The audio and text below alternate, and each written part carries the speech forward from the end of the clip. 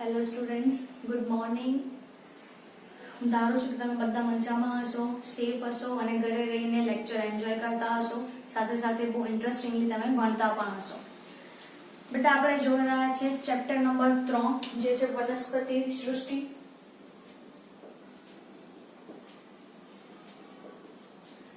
વનસ્પતિ સૃષ્ટિની અંદર આપણે આગળના લેક્ચર્સ જે છે એની અંદર જોયું કે જે પણ વર્ગીકરણ બધા 2 સૃષ્ટિ 3 સૃષ્ટિ 4 5 6 સૃષ્ટિ વર્ગીકરણ જે બધા જ તમે સેકન્ડ ચેપ્ટર ની અંદર ભણી ચૂક્યા છો કે કયા આધારે વર્ગીકરણ કરવામાં આવ્યું છે, કોણે આપ્યું છે, એ બધું તમે જે સેકન્ડ ચેપ્ટરમાં ભણી ચૂક્યા છો. એને કૃત્રિમ અને કુદરતી કેમ કે છે આપણે આ ચેપ્ટરની અંદર જોયું. મેઇન જે આખું વનસ્પતિનું વર્ગીકરણ છે એ પણ આપણે જોયું. વનસ્પતિના વર્ગીકરણની અંદર આપણે પછી લીલથી સ્ટાર્ટ કર્યું છે કારણ કે આપણે એકાંગી વનસ્પતિ જોવાની છે કે એકાંગીની અંદર લીલ, ફૂગ, લાઇકેન અને બેક્ટેરિયાનો સમાવેશ જનરલી થાય છે. તો એની અંદરથી બેટા બેક્ટેરિયા, ફૂગ અને લાઇકેન આ વિશે તમે ઓલરેડી સેકન્ડ ચેપ્ટરની અંદર ભણી ચૂક્યા છો, ડિસ્કશન કરી ચૂક્યા છો. આ ચેપ્ટરની અંદર આપણે લીલ પર મેઇન ફોકસ કરવાનું હતું. તો એમાં આપણે લીલનું આર્થિક મહત્વ જે છે એમાં સામાન્ય રીતે જે પ્રજનન જોવા મળે છે, ખોરાક સંગ્રહ જે છે, એની કોષ દિવાલ, એ બધી વસ્તુઓ જે છે એ આપણે આ ચેપ્ટરમાં જોવાની છે. લીલ છે ને મુખ્યત્વે 3 વર્ગોમાં વિભાજિત કરવામાં આવી છે: ક્લોરોફાઇસી, ફિયોફાઇસી અને રોડોફાઇસી. એટલે કે લીલી લીલ, બદામી લીલ અને રાતી લીલ તરીકે આપણે એને ઓળખીએ છીએ. લાસ્ટ લેક્ચરની અંદર આપણે ક્લોરોફાઇસી એટલે કે બેટા લીલી લીલ આપણે ઓલરેડી જોઈ ચૂક્યા છે. હવે આપણે આ લેક્ચરમાં જોવાની છે કઈ લીલ જોવાની છે સેકન્ડ, જેને આપણે શું કહીએ છીએ બેટા ફિયોફાઇસી. તો આપણે સ્ટાર્ટ કરીએ. મેં તમને લાસ્ટ પણ જ્યારે કીધું હતું કે 3 ભાગમાં વર્ગીકૃત કર્યું છે તો આપણે એક પેટર્ન બનાવ્યું હતું જેથી તમને વસ્તુ સમજવામાં સરળતા રહે કે જે પણ કલરવાળી લીલ છે એ આપણે એના વિશેની બધી જ વસ્તુઓ એક પર્ટિક્યુલર કલરથી લખીશું, એની માર્કરથી આપણે લખીશું. તો આપણે જોયું હતું કે લીલી લીલ છે તો આપણે બધું જ ગ્રીન માર્કરથી લખ્યું હતું કે એમાં ખોરાક સંગ્રહ શું છે, એનો વસવાટ શું છે, એના એક્ઝામ્પલ યાદ રાખવાની ટ્રીક શું છે, એ બધી જ વસ્તુઓ આપણે જોઈ લીધી હતી. યાદ છે પેલું ઉલ્લુ વાળું આપણે વાત કર્યું હતું. તો આ વખતે આપણે જોઈએ કે ફિયોફાઇસી જે છે એ બદામી લીલ છે, પણ હવે મારી પાસે અનફોર્ચ્યુનેટલી બદામી વાળી કોઈ માર્કર છે નહીં, તો આપણે એને બ્લુ કલરથી લખીશું. ઓકે, તો આપણે પહેલા સ્ટાર્ટ કરીએ છીએ બેટા નેક્સ્ટ, જેને આપણે કહીશું ફિયોફાઇસી.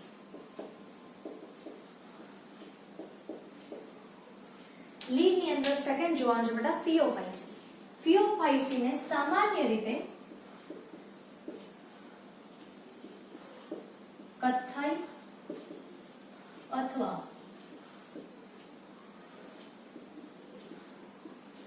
બદામી લીલ તરીકે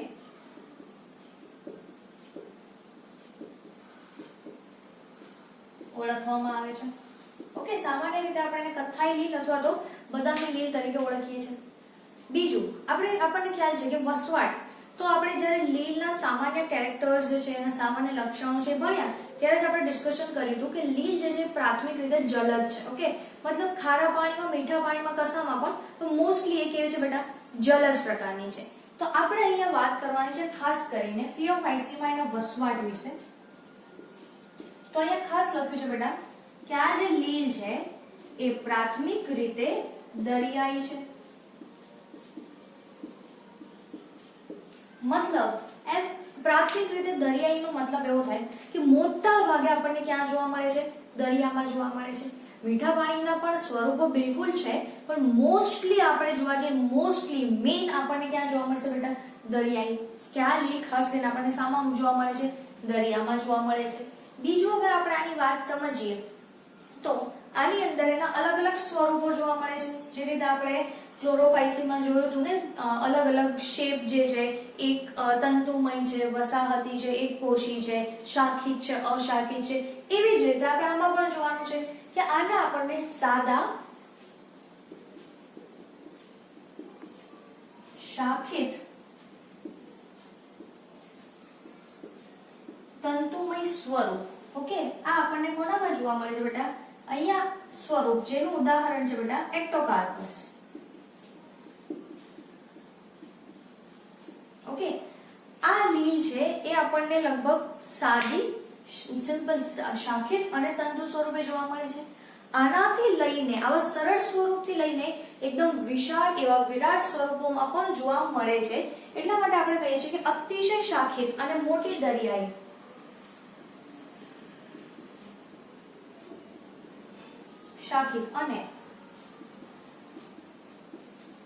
મોટી દરિયાઈ સ્વરૂપ કોણ છે બેટા? દરિયાઈ ઘાસ કે જેને આપણે શાના તરીકે ઓળખીએ છીએ? કેલ્પ તરીકે ઓળખીએ છીએ.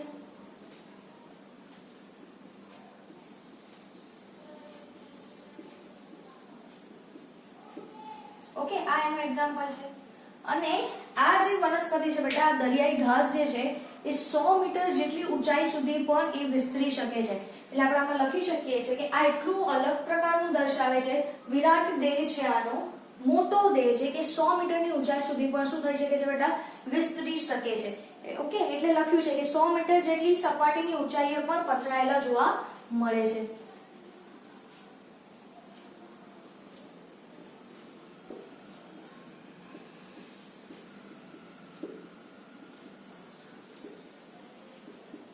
ચલો, આટલે સુધી ખ્યાલ આવી ગયો. હવે આપણે આગળ આની રીતે વાત કરીએ કે એની પાસે કયા કયા રંજક દ્રવ્યો છે બેટા. ઓકે, કયા કયા રંજક દ્રવ્યો? કારણ કે આપણે કલરની વાત કરી રહ્યા છે, તો કલર કોણ આપવા માટે જવાબદાર? કલર આપવા માટે જવાબદાર કોણ છે? રંજક દ્રવ્યો. તો હવે અહીંયા નેક્સ્ટ વસ્તુ છે રંજક દ્રવ્યો. ભાઈ આ લીલ જે છે એની પાસે કયા કયા રંજક દ્રવ્યો છે? તો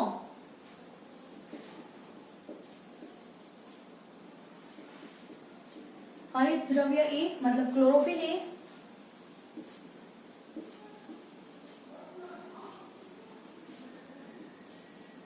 क्लोरोफिल B,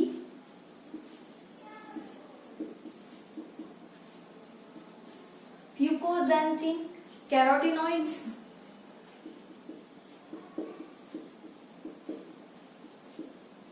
ओके. આવા રંજક દ્રવ્યો આપણને ક્યાં જોવા મળે છે બેટા? આની અંદર જોવા મળે છે.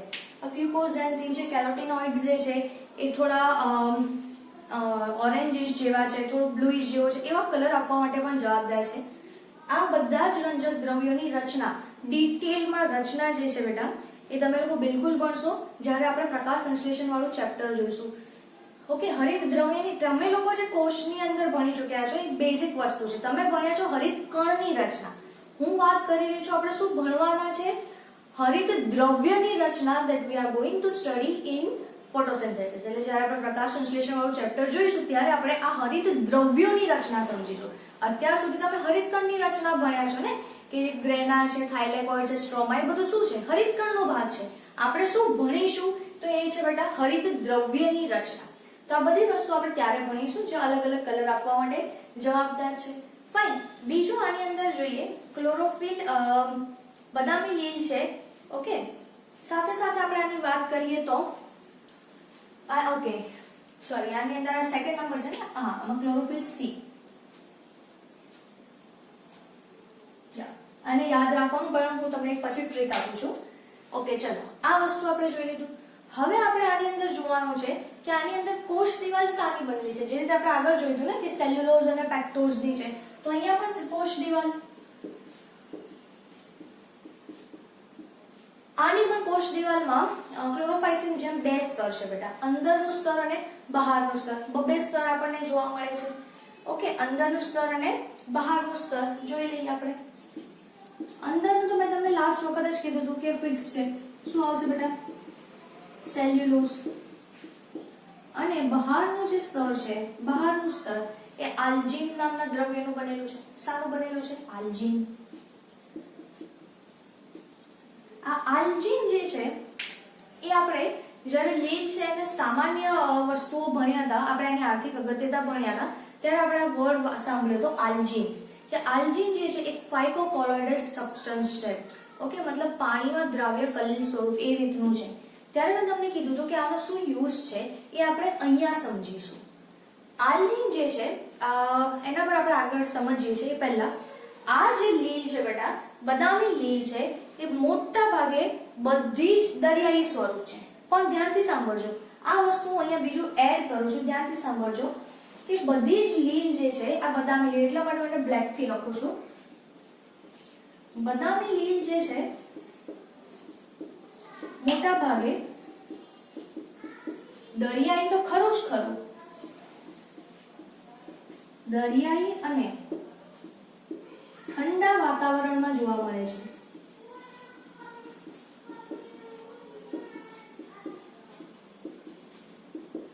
ફાઇન, ઠંડા વાતાવરણમાં. પણ આની અંદર જ બેટા છે અપવાદ. કોણ છે? સરગાસમ. સરગાસમ નામની લીલ છે, ઓકે, એ બદામી જ છે, દરિયામાં જ થાય છે, પણ એ ઠંડા વાતાવરણમાં જોવા મળતી નથી. આ આપણને ઠંડા વાતાવરણમાં જોવા મળશે નહીં. પણ આને બાદ કરતા સમજો કે મોટા ભાગની જે લીલ છે એ કેવી છે? ઠંડામાં રહે છે. તો જો આ લીલ અગર ઠંડા વિસ્તારમાં રહેતી હોય બેટા, ઓકે, ઠંડા પ્રદેશોમાં હોય, તો બિલકુલ એવું પોસિબલ છે કે અતિશય ઠંડકના કારણે એ જે લીલ છે એ થીજી જઈ શકે છે. એકદમ ઓબ્વિયસલી શું થઈ શકે છે? થીજી શકે છે. અથવા તો કોઈ કારણસર એની અંદર શું થાય? સુકાઈ પણ શકે છે. તો એટલા માટે આ જે છે બદામી લીલ છે બેટા, એની કોષ દિવાલમાં શું જોવા મળે છે? તમને આલ્જીન જોવા મળે છે. અને આ આલ્જીન એટલા માટે જોવા મળે છે કારણ કે આ આલ્જીન જે છે એ આ લીલને થીજવા નહીં દે કે સુકાવા પણ નહીં દે. ઓકે, તો એટલા માટે હું અહીંયા લખું છું, અલગ કલર યુઝ કરી લઈએ એના માટે પણ, કે આ આલ્જીન જે છે, આ આલ્જીન, ઓકે, એટલે હું અહીંયા લખું છું, બીજું સ્ટાર પોઈન્ટ છે. આ આલ્જીન જે છે એ લીલને થીજી જતી અટકાવે છે અને સુકાવા પણ દેશે નહીં. એટલે એને થીજવા પણ નહીં દે અને સૂકી થતી પણ શું થશે બેટા? અટકાવે છે. એટલા માટે અહીંયા શું યુઝ થાય છે? આલ્જીન, કે આ આપણું શું છે બેટા? ફાઇકોકોલોઇડલ સબસ્ટન્સ છે અને એ શું કરે છે? લીલને ઠંડા વાતાવરણમાં પણ એને થીજવા નહીં દે, એને સેફ રાખે છે. ઓકે, તો પહેલા આટલું નોટ ડાઉન કરી લો. એના પછી આપણે એની અંદર સંચિત ખોરાક શું છે, એના ઉદાહરણ શું છે, કશા કેવી ગોઠવાય છે, ઓકે, એ બધી વસ્તુ આપણે આગળ ડિસ્કશન કરીએ. પહેલા આટલું લખી લો. ચલો,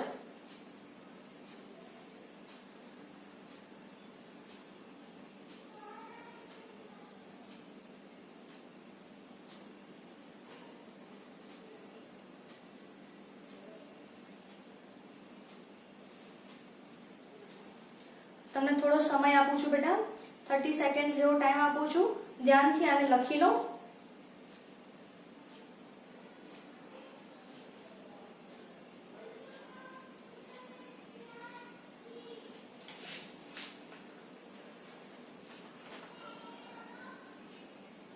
ચલો,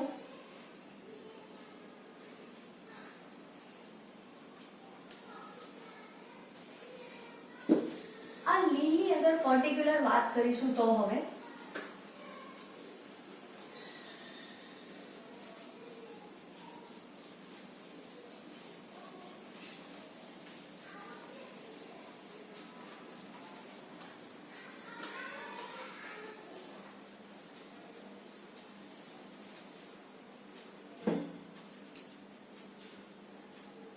પર્ટિક્યુલર અગર આપણે આ લીલની વાત કરીએ તો આ લીલ છે એની અંદર તમને મધ્યની અંદર રસદાની અને કોષ કેન્દ્ર જોવા મળે છે. મધ્ય સ્થાને રસદાની અને કોષ કેન્દ્ર,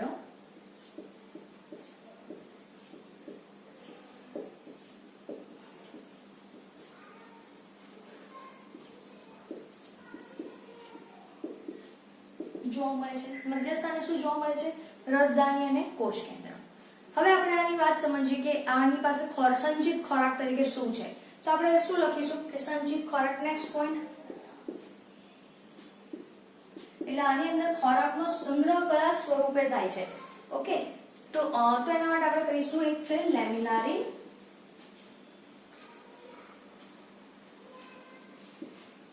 લેમિનારિન, ઓકે, અને બીજું છે બેટા જટિલ કાર્બોદિત.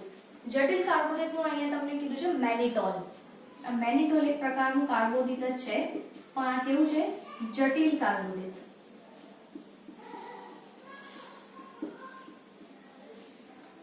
ઓકે, આ વસ્તુ યાદ રાખજો કે જટિલ કાર્બોદિત સ્વરૂપે સંગ્રહ થાય છે, લેમિનારિન સ્વરૂપે સંગ્રહ થાય છે, કઈ બી વાત બરાબર છે. અને જટિલ કાર્બોદિત એટલે કયું સ્વરૂપ છે બેટા? મેનિટોન સ્વરૂપે આની અંદર તમને સંગ્રહ થતો જોવા મળે છે.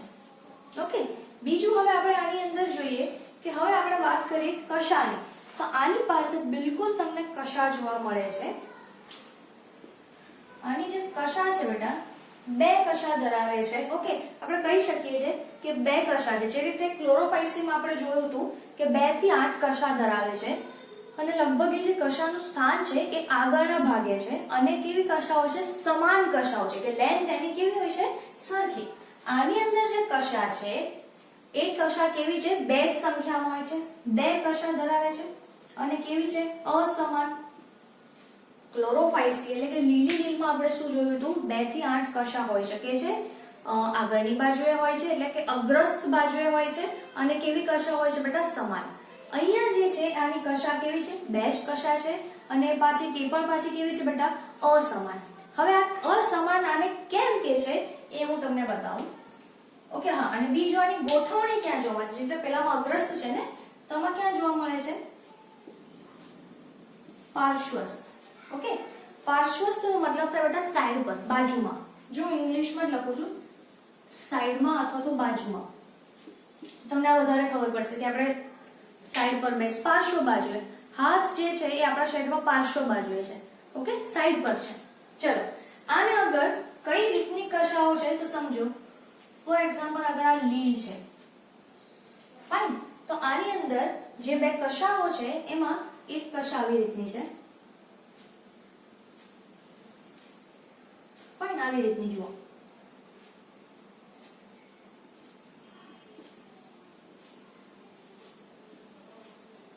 આવી રીતની છે, નીચેથી થોડી આમ ફૂલેલી છે અને પછી આવી રીતે આમ બહાર નીકળે છે. ઓકે, એને આપણે કહીશું વિપ્લેશ કશા, વિપ્લેશ. અને બીજી જે કશા છે એ આવી રીતની છે, જેને કહેવાય છે બેટા ટેન્સેલ.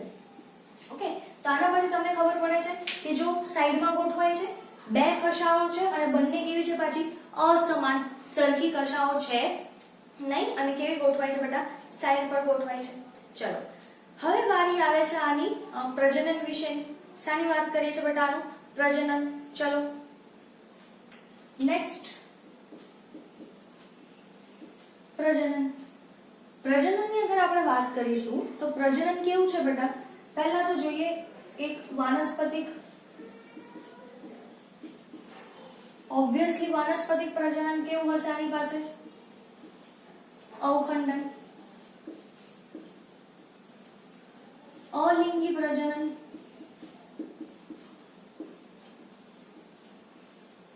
અલિંગી પ્રજનન કેવું હોઈ શકે છે બેટા, ચલ બીજાણુ પણ ધરાવે છે અથવા તો અચલ બીજાણુ વાળું પણ હોઈ શકે છે. તો આપણે શું કરીશું, ચલ બીજાણુ અથવા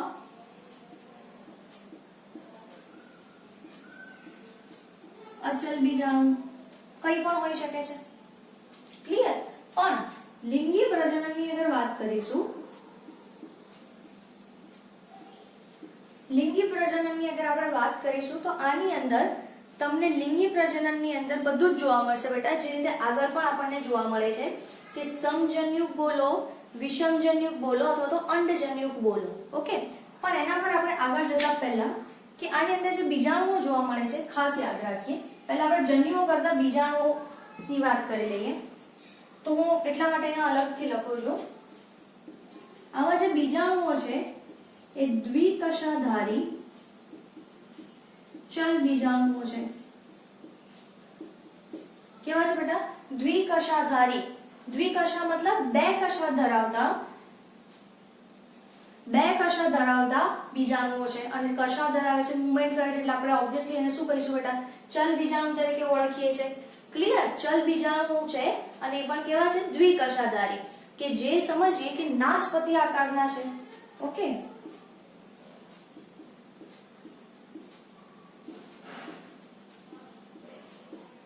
કયો શેપ છે લોકોનો? નાશપતિ આકાર. ડન?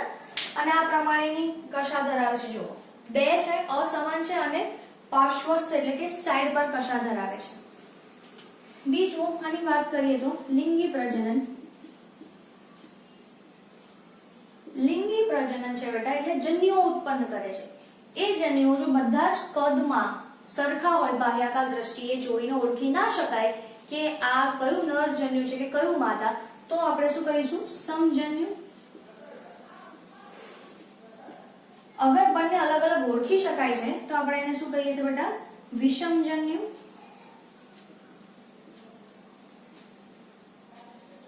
અને એક મોટું અને અચલિત અને બીજું નાનું અને ચલિત છે તો શું કહીશું આપણે એને? અંડજન્યુ. આ કોઈ પણ પ્રકારે આની અંદર શું જોવા મળે છે બેટા? લિંગી પ્રજનન આપણને જોવા મળે છે. ઓકે, આ રીતે એમાં શું જોવા મળે છે? લિંગી પ્રજનન જોવા મળે છે. ક્લિયર છે આટલી વાત? તો ચલો પહેલા આટલું લખી લો, પછી આપણે એના એક્ઝામ્પલ જોઈ લઈએ. બીજું આનો જે સ્વરૂપ છે એના રિલેટેડ નવીન વાત છે જે આપણે આમાં જોવાની છે એ પણ આપણે જોઈ લઈએ. પહેલા આટલું નોટ ડાઉન કરીએ.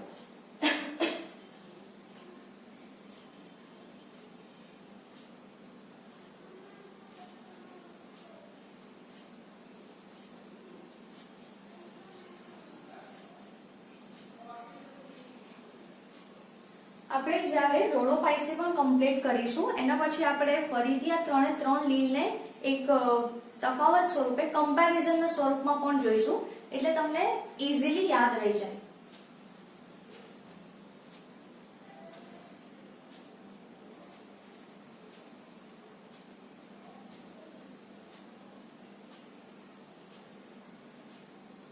ઓકે, હવે આપણે આની ઉપયોગિતાના ઉદાહરણ પર જઈએ એ પહેલા આના સ્વરૂપની વાત કરીએ આપણે, પછી આપણે ટેક્સ્ટ બુક પણ રીડ કરી લઈશું.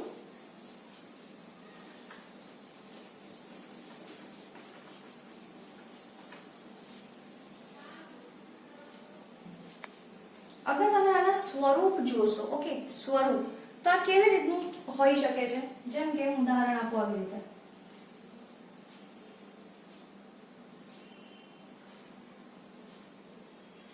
આવી રીતનું જે છે એ આ હોઈ શકે છે. એની અંદર જો આના પરથી આ શું છે ખબર છે? આ જે છે એ કોઈક ને કોઈક વસ્તુ સાથે ચોંટેલું જોવા મળે છે. કેવું જોવા મળે છે બેટા આપણને? ચોંટેલું. એટલે આપણે એવું કહી શકીએ કે સ્થાપક છે, સ્થાપક અંગ છે. જુઓ આ જે છે ને અહીંયા આ જે જોડાયેલું છે, ઓકે, એને આપણે શું કહીશું? સ્થાપક અંગ અથવા તો દ્રઢ ગ્રહ. ફાઇન. પછી આ વચ્ચેનું જે દાંડી જેવું જે દેખાય છે એને આપણે કહીએ છીએ છત્રિકા વૃત્ત. ઓકે, અને આ જે પાંદડા જેવું દેખાય છે બેટા ધ્યાનથી સમજો, હું વર્ડ શું યુઝ કરી રહી છું? પાંદડા જેવું, મતલબ પર્ણ જેવું, પર્ણ નહીં. સૌપ્રથમ મૂળ પ્રકાંડ અને પર્ણ, વાસ્તવિક મૂળ પ્રકાંડ અને પર્ણ બેટા ત્રિઅંગી વનસ્પતિમાં આવશે. એ પહેલા એકાંગી એટલે કે આપણે લીલ સમજો અથવા તો દ્વિઅંગીમાં જેવી રચના અથવા પ્રકાંડ જેવી રચના. પણ અહીંયા હું શું વર્ડ યુઝ કર્યો છે? માત્ર પર્ણ જેવી રચના. તો આ શું છે તમારું? પર્ણ જેવી રચના, જેને આપણે કહીશું અપુષ્પ પર્ણ અથવા તો આપણે એને કહેવાય પ્રપર્ણ. આવી રીતની રચના આપણને જોવા મળે છે. ઓકે, આ રીતનું તમને આ લીલ ફિયોફાઇસી જે છે એમાં તમને આવી રીતની રચના જોવા મળશે.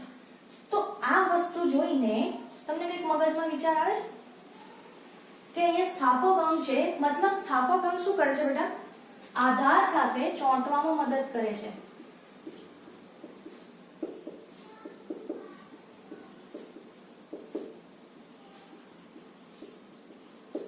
સાની અંદર આધાર સાથે.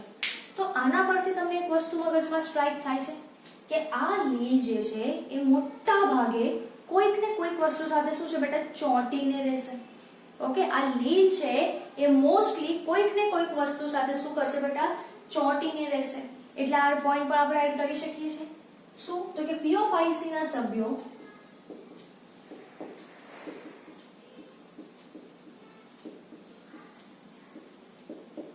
કોઈ પણ આધાર સાથે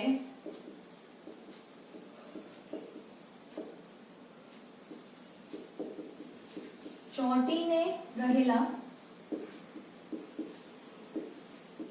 જોવા મળે છે. કોઈક ને કોઈક વસ્તુ સાથે શું છે બેટા? ચિપકી ગયેલા. પણ આની અંદર પણ તમને શું જોવા મળે છે બેટા? અપવાદ. બે બદામી લીલ એવી છે, બે ફિયોફાઇસીના બે સભ્યો એવા છે કે જેમને કોઈ પ્રકારનું બંધન, કોઈ સાથે ચોંટવાની ઈચ્છા છે નહીં, જે છે બેટા સર્ગાસમ અને ફ્યુકસ. કોણ છે? સર્ગાસમ અને ફ્યુકસ. આ બંને જે છે બેટા, આ બંને જે લીલ છે, આ બંને લીલ કેવી છે? મુક્ત જેવી લીલ છે. અને મુક્ત જેવીનો મતલબ થાય છે કોઈ પણ આધાર સાથે ચોંટેલી નથી, એ મુક્ત રીતે કેવી છે? તરે છે. જો આપણે અહીંયા એને ફરીથી લખી દઉં,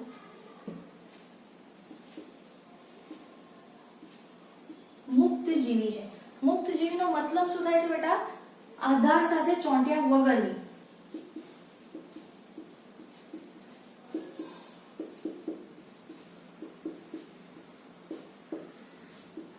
એને કોઈ પણ પ્રકારનું બંધન પસંદ નથી, એ કોઈ વસ્તુ સાથે ચોંટેલી જોવા મળશે નહીં. કેવી છે બેટા? મુક્ત છે. ફ્રી ફ્લોટિંગ કહેવાય આપણે એને. ઓકે, આપણે એને શું કહીએ છીએ બેટા? ફ્રી ફ્લોટિંગ તરીકે આપણે એને ઓળખીએ છીએ. અને તમારી જાણકારી માટે, ખાસ જાણકારી માટે, કે આ જે લીલ છે, ધ્યાનથી સાંભળજો, આ જે સર્ગાસમ અને આ ફ્યુકસ જે છે ને, દરિયાઈ છે, આપણને ખ્યાલ છે. સાંભળજો, આ લીલ એટલી બધી વિસ્તરે છે દરિયામાં કે મોટી મોટી જે શિપ હોય છે ને, જહાજ જે દરિયામાં ચાલે છે, એને પણ ફસાઈ શકે છે. તમે સમજી રહ્યા છો? કારણ કે આ કોઈ આધાર સાથે ચોંટેલી નથી, મુક્ત છે. એટલે મુક્ત રીતે ઘણો બધો, મતલબ કિલોમીટરના કિલોમીટર સુધી છે ને બેટા વિસ્તરેલી હોય છે. બહુ જ બધી લાંબા અંતર સુધી એ વિસ્તાર પામેલી હોય છે, વિસ્તરણ પામેલી હોય છે. અને જો એ એરિયામાંથી કોઈ વહાણ, મતલબ જે આપણે જહાજ કહીએ છીએ, કોઈ સ્ટીમર છે, એ અગર જો એમાંથી કોઈ શિપ છે, એ જો ત્યાંથી પાસ થતું હશે તો એને શું કરશે? ફસાઈ દેશે. એને આગળ જવા દેશે નહીં, એને શું કરશે? પકડી લેશે, ટ્રેપ કરી લેશે. તો એટલા માટે આ એક ડેન્જરસ કામ કરે છે. એટલે સમુદ્રમાં પણ જે જગ્યાએ આનો ફેલાવો થયેલો હોય ને, એ જગ્યાએ કોઈક ને કોઈક ટાઈપનું સિમ્બોલ હોય છે બેટા. જે રીતે આપણે નથી હોતી દીવા દાંડી કહીએ છીએ પાણીની અંદર, જેથી આપણને કંઈક ખ્યાલ આવે કે ભાઈ આ કિનારો છે સમવોટ, તો એવી રીતે એની કોઈક ને કોઈક સાઇન હોય છે, જેનાથી જે શિપના ડ્રાઈવર કે જે પણ હોય છે, સો કોલ્ડ ક્રૂ, એ લોકોને ખબર પડે છે કે અહીંયા ભાઈ સર્ગાસમ અથવા તો જે બી લીલ છે એ ફેલાયેલી છે. જો આપણે એ ડાયરેક્શનમાં જઈશું તો શિપ ત્યાં શું થશે? ફસાઈ જશે. ઓકે, શિપ ડૂબતી નથી, હું શું વર્ડ યુઝ કરું છું? શિપ ફસાઈ જાય છે. તો આ એક ખતરો છે દરિયામાં, અને એટલા માટે એની સાઇન બોર્ડ પણ લગાવે છે કે જેથી આવી કોઈ દુર્ઘટના થાય નહીં, એટલા માટે. તો આ આપણે એની બીજી વાત કરી. ફાઇન. હવે આપણે એના ઉદાહરણ જોઈએ, એને કેવી રીતે યાદ રાખવાનું એ પણ જોઈએ. એ પહેલા આટલું એકવાર નોટ ડાઉન કરી લો, પછી આપણે જોઈ લઈએ એના ઉદાહરણ જે છે એ કેવી રીતે યાદ રાખવાના. એ પહેલા એક ખાસ વસ્તુ અહીંયા હું લખું છું, લિંગી પ્રજનન માટે પાણીની આવશ્યકતા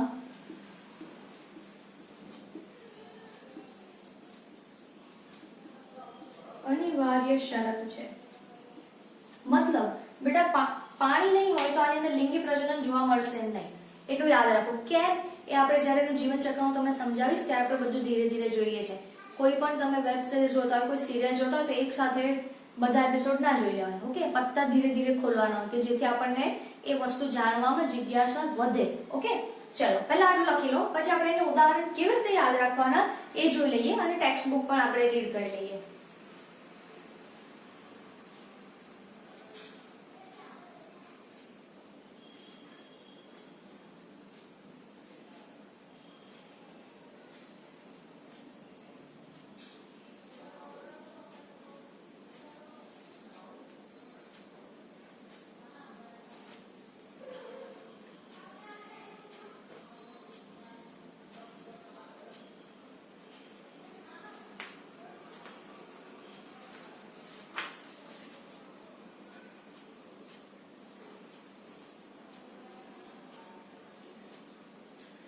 ચલો ભાઈ, હવે બહુ યુનિક રીતે આપણે એના ઉદાહરણ યાદ રાખવાના છે, મજા આવે એવા છે, અને સાથે સાથે તમને આને ઇન્ટરેસ્ટિંગ ઉપયોગ પણ કહીશ. તમને તો શું હોલી આટલી બધી વસ્તુમાં ઉપયોગી છે. ફાઇન. ચલો હવે આપણે યાદ રાખવાના છે બેટા આના ઉપયોગો, સોરી ઉદાહરણ. ઉદાહરણ માટે આનું એક સેન્ટેન્સ યાદ રાખવાનું છે. ચલો સરલા ધી એક્ટિંગ ફૂસ. ઉભા સરલા, એમાં લા આપણે થોડું છૂટો લખી દઈએ તો બી ચાલશે આમ તો.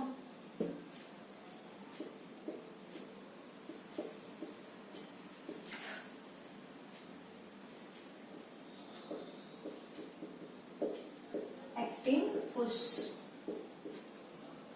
સરલા દીદીને ઓળખો છો? ઓળખો છો સરલા દીદીને? કપિલ શર્મા શો જુઓ છો?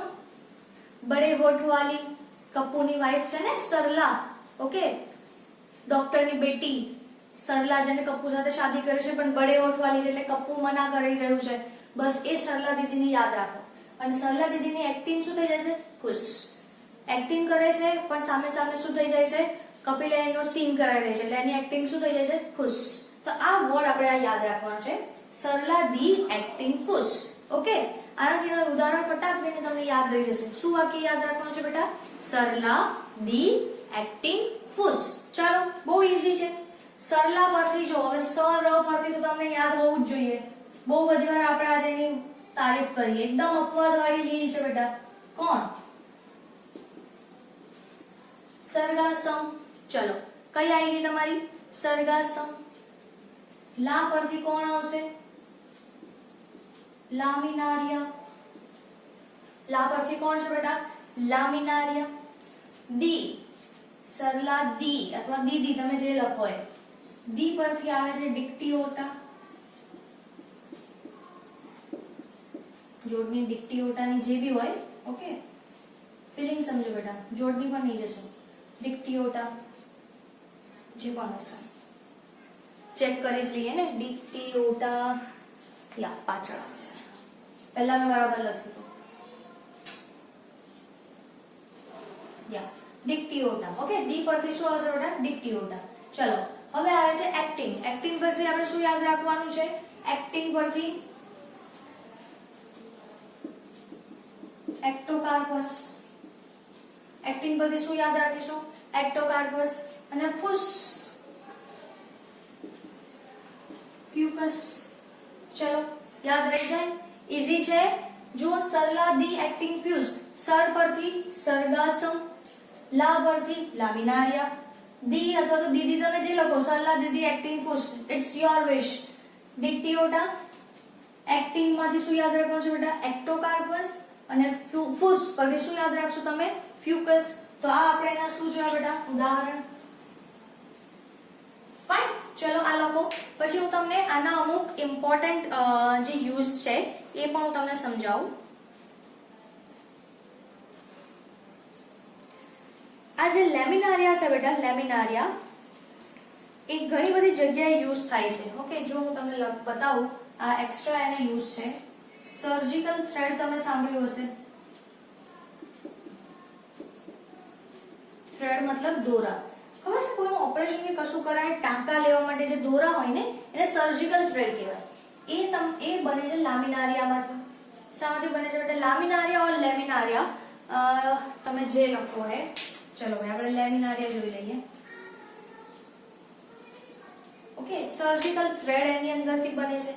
સાથે સાથે એની અંદરથી આર્ટિફિશિયલ સિલ્ક બોલીએ, પછી આઈસ્ક્રીમ, ટૂથપેસ્ટ,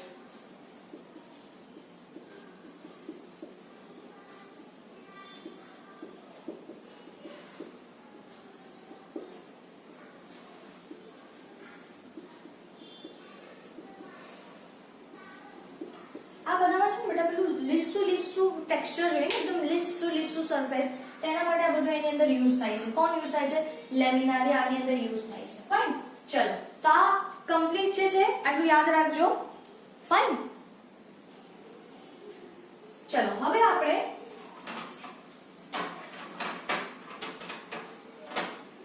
ટેક્સ્ટ બુક માંથી પણ એકવાર રીડ કરી લઈએ.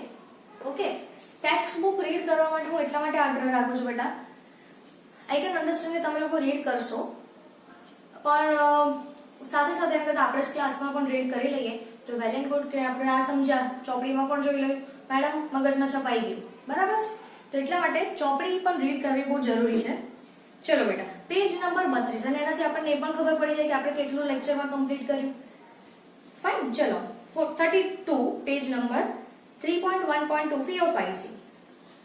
ફિયોફાઇસીના સભ્યોને સામાન્ય રીતે બદામી કે કથ્થાઈ લીલ કહે છે અને પ્રાથમિક રીતે દરિયાઈ નિવાસસ્થાનોમાં જોવા મળે છે. તેઓ કદ અને સ્વરૂપમાં ખૂબ જ વિવિધતા દર્શાવે છે. તેઓના કદ વિસ્તાર સાદા શાખિત તંતુમય સ્વરૂપો એક્ટોકાર્પસ થી લઈને અતિશય શાખિત સ્વરૂપ કે જે ખૂબ જ મોટી દરિયાઈ વનસ્પતિ કેલ્પનું પ્રતિનિધિત્વ કરે છે, જેઓ 100 મીટર જેટલી સપાટીની ઊંચાઈની પરાકાષ્ઠાએ પહોંચી શકે છે. ક્લોરોફિલ એ, ક્લોરોફિલ સી, કેરોટીનોઇડ્સ, ઝેન્થોફિલ જેવા રંજક દ્રવ્યો ધરાવે છે. તેમાં હાજર ઝેન્થોફિલ અને ફ્યુકોઝેન્થીન જેવા રંજક દ્રવ્યોના પ્રમાણની માત્રાને આધારે ચમકતા લીલા અને છાયાવાળા બદામી રંગના વિવિધતા દર્શાવે છે. જો બેટા, મેં તમને લાસ્ટ ટાઈમ પણ કીધું હતું કે બદામી લીલ છે એટલે એનો મતલબ એવો નહીં કે લીલની અંદર લીલાશ ના હોય. એની અંદર ક્લોરોફિલ એ છે તો બિલકુલ એની અંદર લીલો કલર હોઈ શકે. જો એની અંદર ક્લોરોફિલની માત્રા વધારે હશે તો તમને કેવો દેખાશે બેટા? વધારે લીલો દેખાશે. પણ એનો મતલબ એવો નહીં કે લીલો દેખાય છે મતલબ એ ક્લોરોફાઇસીમાં જ છે. સમજાય છે? એ વસ્તુને આપણે બદામીમાં પણ ગણીએ છીએ. એનું રીઝન છે એનો સંગ્રહિત ખોરાક, એના કોષ દિવાલની રચના, એનું પ્રજનન, એનો વસવાટ, આ બધી એની કશા, આ બધી વસ્તુઓ મેઇન છે કે જે વર્ગીકરણ માટે જવાબદાર છે. એની અંદર જો ભલે અગર સમજો કે ભલે લીલી આપણે નેક્સ્ટ જ્યારે લેક્ચરમાં ભણીશું રાતી લીલ તો હું તમને સમજાવીશ કે રાતી લીલ છે એ તમને સમુદ્રના વિવિધ જગ્યાએ જોવા મળે છે. સરફેસ પર બી જોવા મળશે, વચ્ચે પણ જોવા મળશે અને એકદમ તળિયે પણ જોવા મળશે. અને ત્રણેય જગ્યાએના કલરમાં વૈવિધ્ય હશે. પણ એ છે કેવી? રાતી લીલ, પણ એમાં વૈવિધ્ય છે. એ આપણે બિલકુલ સમજીશું નેક્સ્ટ લેક્ચરમાં. પહેલા આપણે આટલું કમ્પ્લીટ કરી લઈએ. ખોરાક જટિલ કાર્બોદિત તરીકે સંગ્રહિત છે જે લેમિનારિન કે મેનિટોલ સ્વરૂપમાં હોઈ શકે. બિલકુલ જો વાનસ્પતિક કોષો સેલ્યુલોઝને કોષ દિવાલ ધરાવે છે અને સામાન્યતઃ બહારની બાજુ આલ્જિનનું જિલેટિન આવરણ દ્વારા આવૃત છે. કેમ આવૃત છે? જે મેં તમને કીધું કે સૂકી નહીં થવા દે અને થીજવા પણ નહીં દે.